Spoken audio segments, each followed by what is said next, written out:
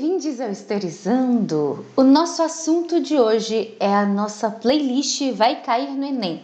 Se você não sabe o que eu tô falando, nesses últimos tempos aí, nessas últimas semanas, eu tô fazendo uma playlist especial para quem vai fazer a prova que tá chegando, com resumos de todos os conteúdos que mais caem na prova do Enem. Já tem Idade Média, já tem Grécia e Roma, já tem Brasil Colônia, Brasil Império, já tem Brasil República Oligárquica, agora a gente tem Era Vargas. Então assim, playlist repleta de conteúdos para você nessa reta final. Por isso já deixa o seu like se você curte aí esses conteúdos para a revisão.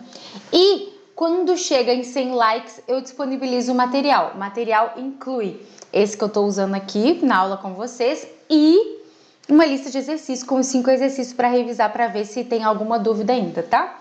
Então assim, deixa seu like que a partir de 100 likes está rolando. Lá no grupo do Telegram já liberei 2 conteúdos e eu vou liberar mais 2 essa semana. Então continue acompanhando o Historizando que você não vai se arrepender, hein?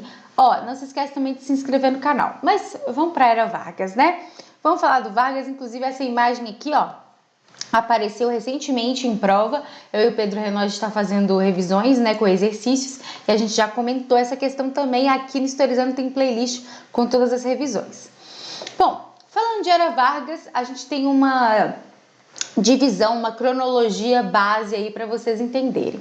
Primeiramente, de 30 a 34 é chamado de governo provisório, que de provisório eu gosto de brincar que não tem nada, né? Porque um governo que dura 4 anos é praticamente, né, mais uma presidência aí, mas é chamado de governo provisório por não ter constituição e por ser posterior a um golpe. Então nós temos um golpe ou a chamada Revolução de 30, com apoio dos tenentes, né, que a gente discutiu no vídeo anterior, nomeação de interventores, que seria, ao invés de governadores, seriam interventores de Estado, e que o Vargas, inclusive, retribui, digamos assim, né, o apoio, nomeando muitos tenentes como interventores, muitos apoiadores que ele teve como interventores. O governo constitucional de 34 a 37 é o lançamento da Constituição de 34, finalmente, né? É marcado pelos direitos trabalhistas, por justiça eleitoral, por justiça do trabalho, etc, etc, etc. Nós vamos discutir isso aqui nesse vídeo. E o Estado Novo, que é a chamada ditadura varguista, com também uma outra Constituição, que é a de 37. Mas vamos falar sobre isso. Primeiro, existe aí a criação, né, durante mesmo o governo provisório, de ministérios. Ministério da Indústria, Ministério do Trabalho e do Comércio, Ministério da Saúde e Educação, Ministério da Justiça e do Trabalho. Coisa que anteriormente não existia. Então o Vargas ele vai colocar estruturas no Estado que anteriormente não existiam e que muitas das vezes sem a ausência dessas estruturas é que facilitava a questão, né, da manipulação das eleições, dos problemas políticos, etc. Nós temos aí o governo provisório. Governo provisório, como eu disse, que de provisório não tem nada, mas que existe essa nomeação de interventores.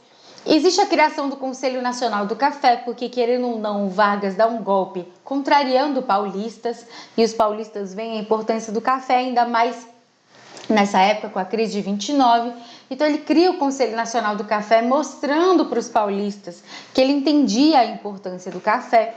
Tem um novo Código Eleitoral, então criando a justiça eleitoral, criando o voto secreto, criando o voto obrigatório e até mesmo o voto feminino. Então a afirmação aí desse Código Eleitoral vai ser com a Constituição, por isso que a gente fala que o voto feminino, entre outras essas questões, é em 34, porque a Constituição é que vai colocar aquilo ali em prática no sentido de lei, tá? Mas essas discussões já existiam antes, e mais uma vez essa imagem aqui falando da questão, né, do voto feminino também já apareceu na prova do Enem. E aí nós temos a Revolução Constitucionalista de 32. Se você quiser um aprofundamento, tem conteúdo aqui sobre a sobre a Revolução de 32, mas basicamente o que você tem que entender é que são os paulistas, né, que justamente foram aqueles que sofreram mais com o golpe do Vargas, já que, como a gente viu no vídeo anterior, a gente tem a troca do Washington Luiz para o Júlio Prestes, ambos paulistas. Então, quem vai mais ficar insatisfeito aí com Esse golpe vão ser os paulistas. E não só isso, tá? O Vargas nomeia o interventor que não era paulista para a região. Isso também vai deixar a galera injuriada. Vai ter uma reunião ali muito grande de paulistas e vai ter uma revolta que gera uma guerra civil. Isso mesmo, gera uma guerra civil. E aí nós temos várias imagens que já apareceram em prova, principalmente essa aqui, ó. Essa aqui já apareceu na prova do Enem, porque o uso do bandeirante aqui, ó, né? A gente já discutiu isso aqui no canal mais de uma vez, essa questão do uso do bandeirante como uma figura heróica, como uma figura importante, imponente para os paulistas, é utilizado aí esmagando o Vargas na mão, mas o bandeirante em si, né, gente, não existia mais nessa época, no século XX, é só mesmo uma referência, e é exatamente isso que a prova cobrou.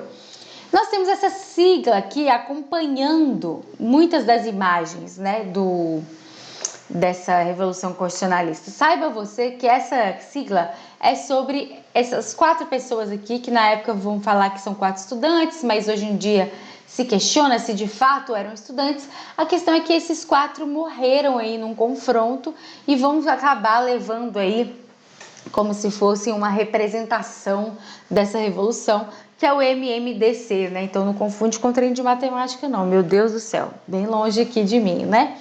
Que é Miragaia, Martins, Camargo e Drauzio, então essa sigla é comum de aparecer, ok? Devido a isso. Bom, no governo constitucional nós temos, né, a Constituição, finalmente, em 1934. A partir dessa Constituição, nós temos a afirmação de muitas questões que já eram discutidas e feitas no governo do Vargas anteriormente. Então, você tem o voto secreto, né, que é uma discussão muito forte, principalmente devido a todo o processo de manipulação que aconteceu anterior na República Oligárquica. O voto feminino, que é muito importante também, lembrando que muitas dessas coisas são conquistas, né? Não necessariamente o Vargas, eu sou bonzinho, vou deixar essa galera fazer isso, não. Foram conquistas, lutas dos trabalhadores, lutas das mulheres, a gente já discutiu isso aqui mais de uma vez. Tem vídeo aqui sobre voto feminino, tem vídeo aqui sobre movimento trabalhista, é muito importante a gente entender essa lógica, né? Porque a gente costuma pensar que o presidente fez isso, então ele está cedendo isso, por exemplo. Não, né? Se o presidente fez é porque existe uma demanda, porque existem movimentos, existe uma lógica ali, né? Ele não fez tipo, eu sou uma pessoa à frente do meu tempo, vou fazer. O Vargas entendia o que estava acontecendo e ele foi inteligente justamente por isso, né? Eleições diretas, exceto Vargas. Como assim? Bom, na Constituição falava-se eleição direta. O que significa isso? A pessoa vai votar para o presidente, né? E não se vota para o parlamento votar no presidente. Mas o Vargas foi eleito pela Constituinte ali mesmo, como uma continuidade até uma devida próxima eleição aí, que a gente vai saber aí em breve que não vai acontecer. E aí, de novo, né? Justiça do Trabalho, Justiça Eleitoral, eleitoral, nacionalismo econômico. Ele vai, inclusive, ter muito essas iniciativas internas no Brasil. Graças a isso aqui vai acontecer finalmente, de fato, a industrialização no Brasil. Outras questões anteriores que a gente discutiu também nessa playlist são surtos industriais, e a industrialização só vai acontecer de fato a partir do governo Vargas. A partir, não quer dizer que é só, mas é a partir do governo Vargas. Grupos políticos são formados, 2 vão levar aí destaque, que é a AIB e a ANL. A AIB é uma defesa do autoritarismo, defesa de partido único, uma inspiração fascista e muita inspiração, né? Basicamente uma cópia, digamos, tupiniquim do fascismo, né? Que tinha os uniformes verdes, a sigma, os símbolos, o anauê, enfim, várias dessas questões muito inspiradas no fascismo. A gente está na década de 30, então o nazifascismo aí, tanto na Itália quanto na Alemanha, estão ganhando força, consequentemente vão influenciar outros movimentos, influencia aqui no Brasil. E a ANL, que é o contrário disso, né? Inclusive, nasce até mesmo no combate dessa questão fascista, e aí vai ter uma questão de reforma agrária, nacionalização de empresas estrangeiras e uma inspiração socialista comunista. A partir do movimento da ANL, A gente tem aí a iniciativa da Intentona Comunista no Brasil, em 1935. Iniciativa essa que não dá certo, porque o movimento era para atingir várias regiões do Brasil, acabou atingindo 3 regiões, mas foi um movimento violento, que foi violento no sentido assim, foi descoberto antes e aí gerou violência, né, por parte do governo contra esses membros da Intentona Comunista. Luiz Carlos Prestes, que era muito conhecido como um líder tenentista, acaba se tornando líder da ANL e vai ser preso. Toda aquela história que gerou o filme da Olga, por exemplo, porque o Prestes era casado com uma judia que era comunista também, e aí o Vargas vai enviar ela para os campos de concentração, vai enviar para a Alemanha e ela vai acabar tendo uma morte trágica. Se você ainda não viu esse filme, é um filme brasileiro chamado Olga, aconselho você a ver e entender um pouco essa lógica, tá? Bom, e aí, em 37, baseado aí nessa questão comunista, nesse medo comunista, né, do comunismo conseguir colocar o poder dele no Brasil, etc, blá blá blá, você tem o Plano Cohen, que é a maior fake news de todas, não de todas, né, mas é a maior fake news daquela época, por quê? O Vargas, juntamente com militares e integralistas, eles forjam uma nova tentativa de ataque, que a Intentona Comunista vai ser, né, uma tentativa de golpe, e o Plano Cohen vai forjar aí como se tivesse outro golpe à vista dos comunistas, só que era mentira, na verdade eles forjaram, eles fingiram que ia ter isso para eles mesmos darem um golpe, e aí se inicia o processo do Estado Novo. Aqui o integralismo, né, e aqui a questão da ANL do Prestes como liderança, ok? E o Estado Novo, finalmente, Estado Novo é a parte preferida, tá? Da prova do Enem. Se você pega todas as questões que caíram no Vargas, a maior parte é do Estado Novo, justamente por essa lógica, mesmo dentro da era Vargas, ser bastante diferente. Então, existe uma nova Constituição com o aumento do poder executivo, então Vargas vai ter mais poder e mais controle em relação a tudo que estava acontecendo, mais intervenção nos estados e municípios, isso também já apareceu em prova. Nós temos o DIP, que é o Departamento de Imprensa e Propaganda, que vai controlar e censurar a imprensa, mas não só isso, tá? Vai trabalhar muito a imagem do Vargas, de quem é o Vargas, o bom presidente que ele é, o que estava acontecendo. Vai ter concurso de música, vai ter construção de nacionalismo, tá? Por exemplo, o samba, o jeito que a gente conhece o samba hoje, como uma cultura nacional, isso tudo vai ser trabalhado durante o período do Vargas, ok? Então, você tem vários estudos e trabalhos sobre o DIP, justamente porque o DIP funcionou com uma lógica mais de propaganda de qualquer outra coisa, de colocar aí o governo, de construir essa lógica do governo do Vargas, tá? E o trabalhismo também aparece bastante, por quê? Porque o Vargas, justamente por ser aí essa pessoa responsável pelas leis trabalhistas, pelos direitos dos trabalhadores que não existiam anteriormente, ele vai acabar ganhando bastante apoio dos trabalhadores, surgindo essa lógica do trabalhismo. E o Vargas se aproveita disso, principalmente no Estado Novo, porque ele vai colocar os sindicalismos, os sindicatos, os grupos dos trabalhadores próximos do governo. Isso vai, entre aspas, facilitar a vida, né? Porque vai evitar a questão de confrontos, de greves, etc. Greve, inclusive, nem era permitido, né? Era proibido. Então, até mesmo essa lógica de sindicalismo pelego, que geralmente os diretores de sindicatos, né, as lideranças sindicais eram atreladas, eram juntas aí ao Vargas, apoiavam o Vargas, e isso justamente colocava aí essa lógica do trabalhismo a favor do Vargas. Em 43 tem a consolidação da CLT, né, que é a questão das leis trabalhistas que já existiam, mas aí ele coloca como CLT para fazer de fato aí esse apoio com o trabalhador ser, né, muito mais bem visto por esse grupo em específico. Então você tem carteira de trabalho, salário mínimo, férias, jornada de 8 horas, isso tudo já existia, essa lógica, né, no governo Vargas, mas você tem a CLT, que é a consolidação das leis trabalhistas em 43, tá? Isso para o Estado Novo vai ser muito importante.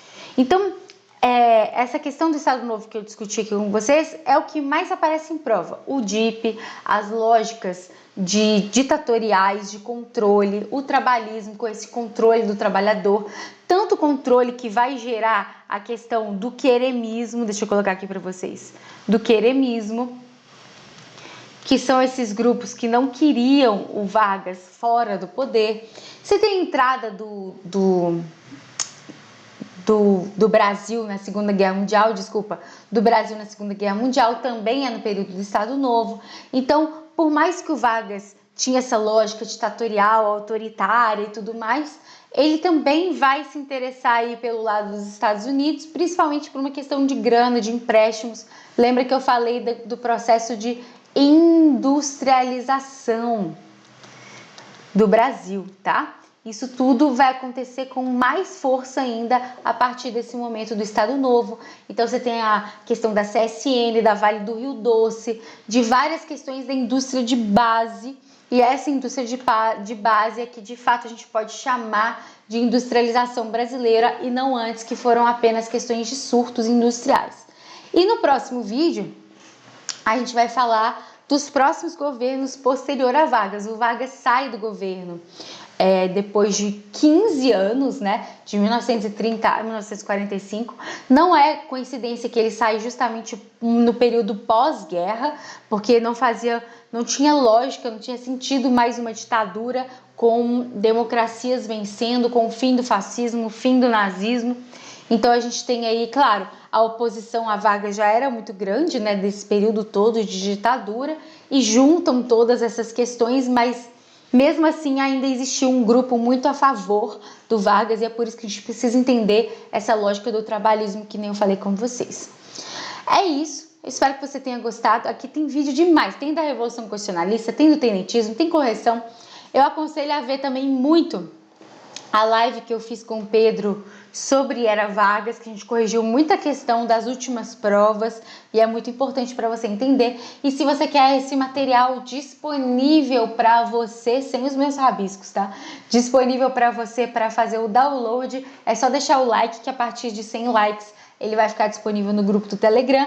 Não se esquece de se inscrever no canal e a gente se vê no próximo vídeo. Amanhã tem revisão de Sociologia. Se você está vendo esse vídeo no dia que ele sai, que é segunda-feira, amanhã, terça-feira, 18 horas, revisão de Sociologia ao vivo aqui no Historizando, vésperas da prova. É muito importante você entender como funciona a prova de humanas de uma forma geral, né? Então, estamos fazendo história aqui, estamos fazendo Sociologia, Pedro está fazendo Filosofia, enfim.